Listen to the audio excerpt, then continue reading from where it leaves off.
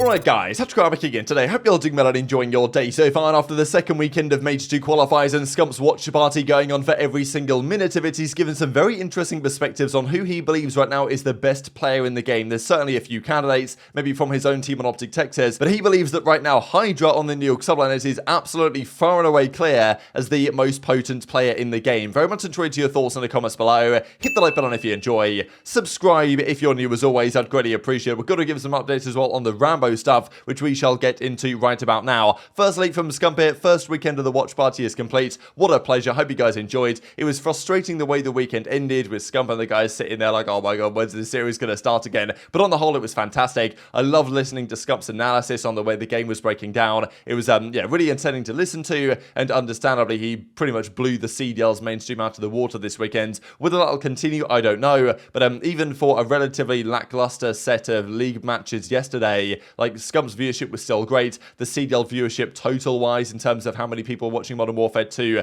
get played competitively yesterday, was very good. So yeah, definitely some optimism going around, and as Scump says, till next time, which will be next weekend, because he confirms in the replies that he will be watching all of the games. This has been a question and a concern from people, okay, wow, Scump's back streaming, this could be great for the scene in the long term, because, you know, a lot of Scump fans would tune in to watch the CDL when he was playing on OpTic, but now, if you're a Scump fan, this is some of the best content I think he's done, really, is watching the matches, and he loves watching the matches. So Scump fans now will probably actually be watching more competitive Call of Duty than they would have been before when they were just watching his games, you could argue at least. But there was a concern, okay, will Scump just start to do the watch parties on the OpTic days? Will he just do the watch parties on days where there's big games? But Scump made it very clear multiple times during the watch parties that he just loves watching competitive COD, and he doesn't think that'll ever change. He really enjoys watching it, breaking down the gameplay, looking at the players that he's played with and against and how they're performing, giving his opinions on them. It's just really great content, and Scump doesn't plan to stop anytime soon. Says he's going to do all the games, all the matches, and why not, right? Because, I mean, he can stream, okay, let's say there's a pretty boring set of matches on a particular day. If Scump watch party is that, he'd still get more viewers, I think, doing that than he would just, you know, playing Fortnite. Just like, right, okay, but he could do that and still get a lot of viewers as well, don't get me wrong,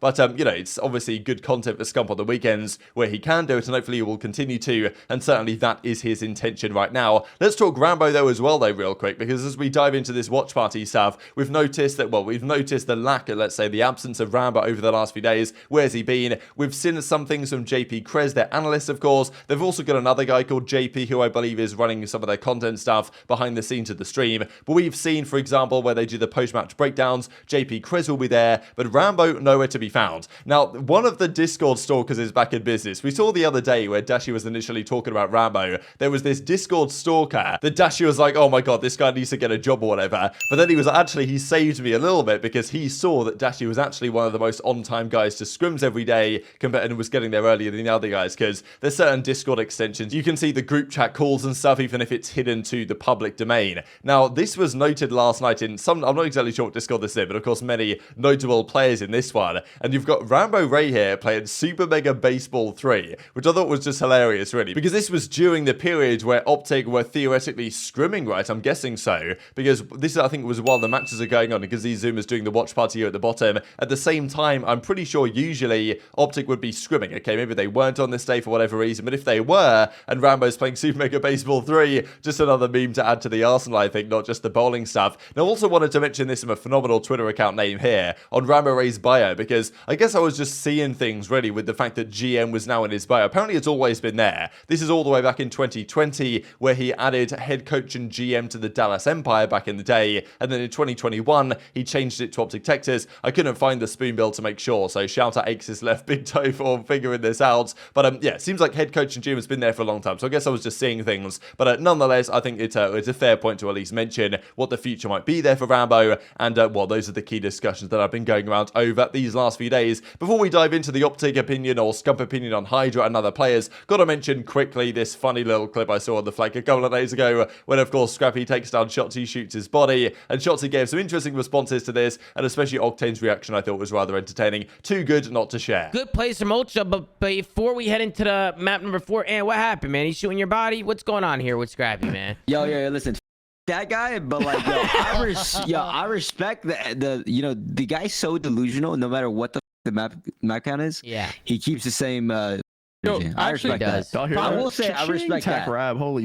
Am I able? Can I send you a link on Shotzzy's TS called or Scrap on, Delusional. on like It's also an interesting one for Scrappy, it's got to be said, because when he fries and he talks trash like that, it's great to see his personality doesn't change. The guy doesn't, back down or anything, but he hasn't played great, it must be said, Scrappy, the last week or so. So, look, if he's going to shoot bodies and talk all this trash and then doesn't perform and win, then that's where the questions are raised. But I thought Toronto looked so good for a serious period of time. Now they've, not looked quite so good the last week or so, but nonetheless, I think that Toronto can still, perform better than major. And New York Subliners, FaZe, OpTic, and Toronto probably are the 4 teams I'd expect to be top 4 and make Championship Sunday based on the performances we are seeing at the present time. Speaking of OpTic, as I said earlier today, they're 8-0 in Stage 2 qualifiers. These were the KDs last year, which is really interesting, right? Just to see the disparity. Scump last year, during that period in Stage 2 in Vanguard, had a 1.11, Dashy had a 1.23, and yes, last year's game was certainly catered more towards the ARs, I suppose, than it is this year, the Vaznev's world that a lot of the players say we're living in right now. Scump kind of funny, right? Only played 1 series, of course, but a 1.22 KD here. I know that Scump said on stream last night that it makes sense for Dashy to come back just because he has experience and iLLeY has more experience in the AR roles than he did, but I would have loved to see a whole season of Scump on the AR because I'm sure he would have absolutely fried, and he said he didn't want to really adapt to it and all this, but it didn't take too much adaptation in the very first series he played up against Boston. But these are the KDs so far. Much more kind of, down-to-earth KDs for OpTic, which I think is honestly what you want to see. The fact that Dashy's got a 0.9 and they're 3-0 is honestly a great sign. Yes, he's only played 2 series. But last year, they did have a habit of outslaying and not actually winning. I think we saw it so many times, I feel like, on Bacage, where they would either slay equally and lose, or they would outslay and still lose, or they would outslay massively and barely win. I remember a few games where OpTic would win Bacage like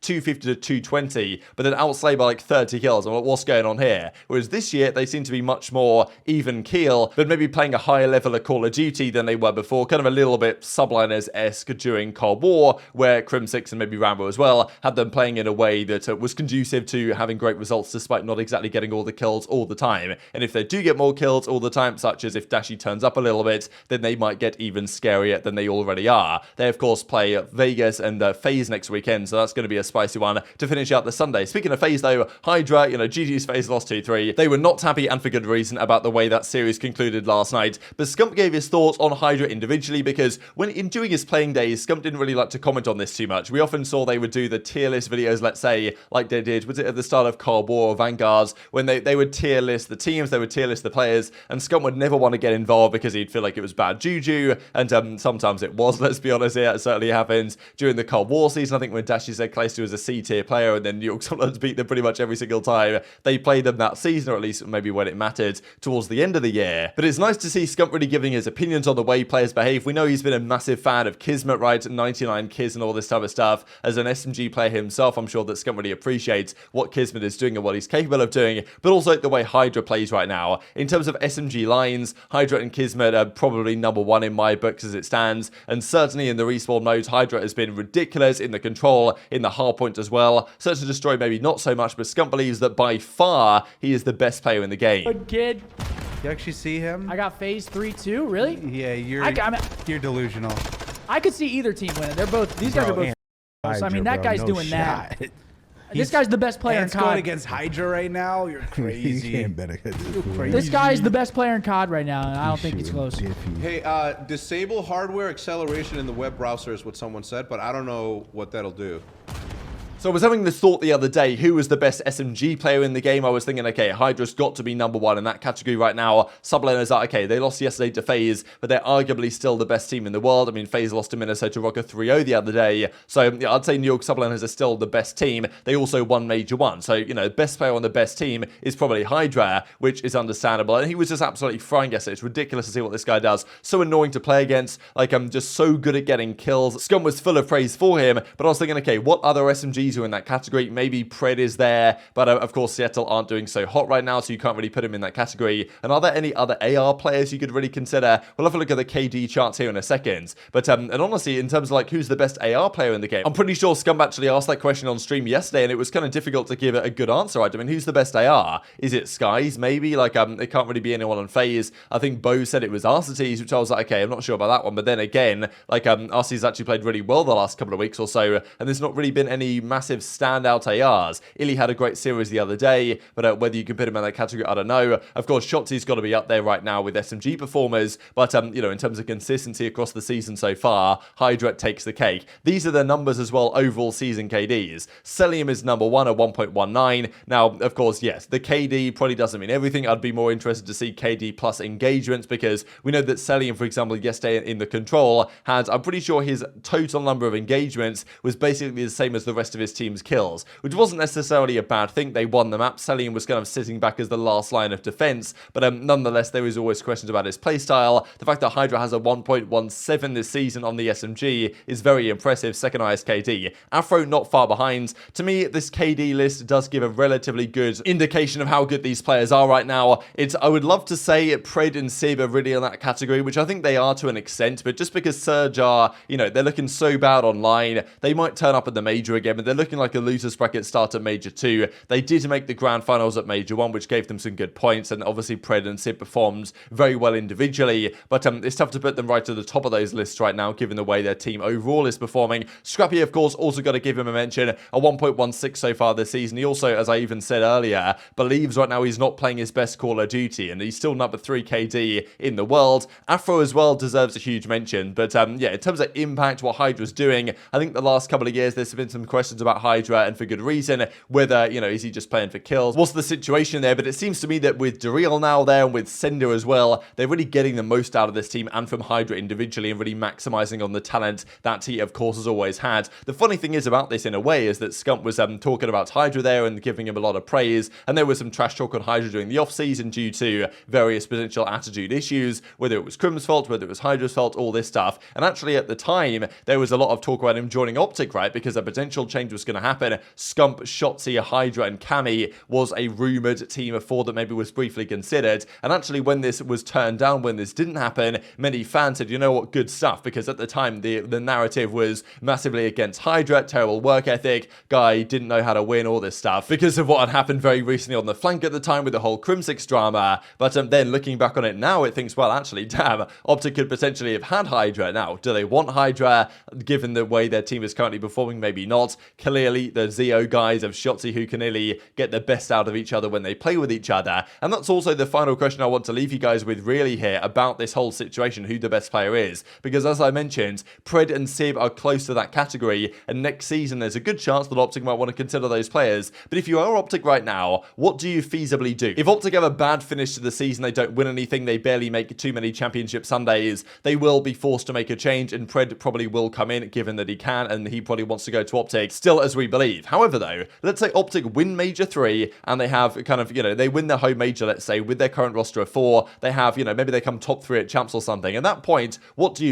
You've got Huke there, you've got iLLeY, you've got Dashy, you've got Shotzzy. Like, is there a feasible change to make? Do you bring Pred in? Do you bring Sib in? Of course, HyDra's not going to be accessible now because he's on the subliners for probably quite some time to come. But I do think that if OpTic do well this season, but not incredibly well, they actually have some really tricky questions to answer, because are they going to want to get rid of Huke after the start of the season he's had? There's, of course, a long time still to go for this OpTic Texas team. But yeah, I just think this whole conversation is a very interesting one to keep your eye on, depending on how all these players perform over the coming months. But very much enjoyed your thoughts and all this stuff in the comments below. Hit the like button if you enjoyed. Subscribe if you're new. Take care, and I'll see you next time.